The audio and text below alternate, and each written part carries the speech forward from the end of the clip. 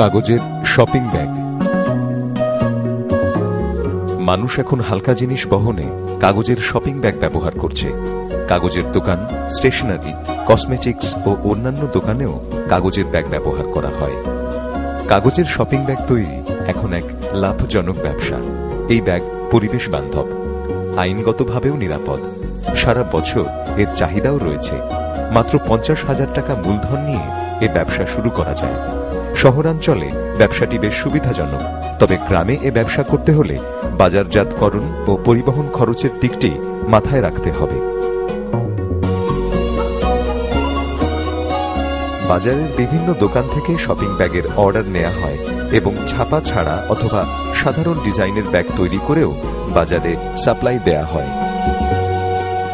বাজারে দুই ধরনের কাগজের শপিং ব্যাগের চাহিদা বেশি। 15x36 ইঞ্চি সাইজের একরঙা ব্যাগ, 14x22 ইঞ্চি সাইজের রঙিন ব্যাগ।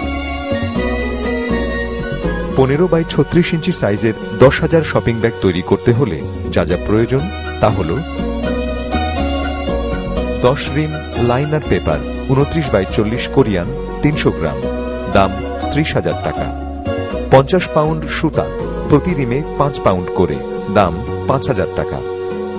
10 কেজি আঠা, তুঁতে 5 কেজি ও আটা 2 কেজি, দাম 239 টাকা। 30 কেজি বোর্ড 20 টাকা করে, দাম 600 টাকা। দু রঙের ব্যাগ বানাতে হলে ছাপার জন্য অতিরিক্ত লাগবে 5,000 টাকা। 15x36 ইঞ্চি সাইজের প্রতি ব্যাগের তৈরিতে খরচ 5 টাকা 30 পয়সা থেকে 6 টাকা। প্রতিটি ব্যাগের বিক্রয় মূল্য 7 টাকা, অর্থাৎ প্রতি ব্যাগে লাভ থাকবে 1 টাকা থেকে 1 টাকা 30 পয়সা পর্যন্ত। 14x22 সাইজের রঙিন 10,000 ব্যাগ তৈরি করতে হলে যা যা দরকার হয়: 5 রিম বসুন্ধরা কাগজ 120 গ্রাম, দাম 10,000 টাকা। 15 পাউন্ড সুতা, দাম 1,500 টাকা। 10 কেজি আঠা, তুঁতে 5 কেজি, আটা 2 কেজি, দাম 239 টাকা। 25 কেজি তলার বা মুখের বোর্ড এবং 280 গ্রাম বক্স বোর্ড, দাম 500 টাকা। রং করার জন্য প্লেট এবং পজিটিভ বানাতে খরচ 500 টাকা। ছাপার জন্য লাগবে 3,500 টাকা। লেবার খরচ 1,000 মালের জন্য মোট 500 টাকা, মজুরিতে 5,000 টাকা।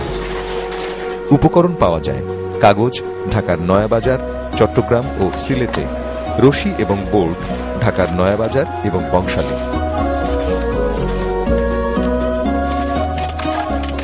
14x22 সাইজের 10,000 কালার ব্যাগ তৈরিতে খরচ হয় 23,000 থেকে 24,000 টাকা। প্রতিটির বিক্রয় মূল্য 3 টাকা হিসাবে 10,000 ব্যাগের বিক্রয় মূল্য 30,000 টাকা, অর্থাৎ 10,000 কালার ব্যাগে লাভ থাকে 6 থেকে 7,000 টাকা পর্যন্ত। শপিং ব্যাগ বানানোর পদ্ধতি: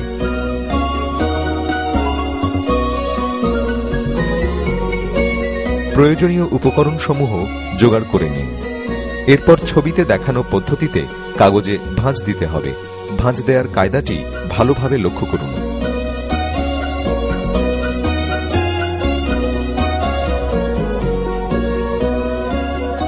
এবার বোর্ড কেটে কাগজের নিচের ভাঁজের সাথে আঠা দিয়ে তা জোড়া লাগিয়ে দিন।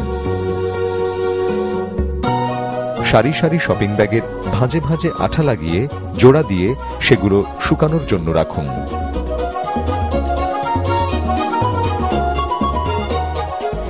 এরপর প্রতিটি ব্যাগে দড়ি লাগিয়ে দিন।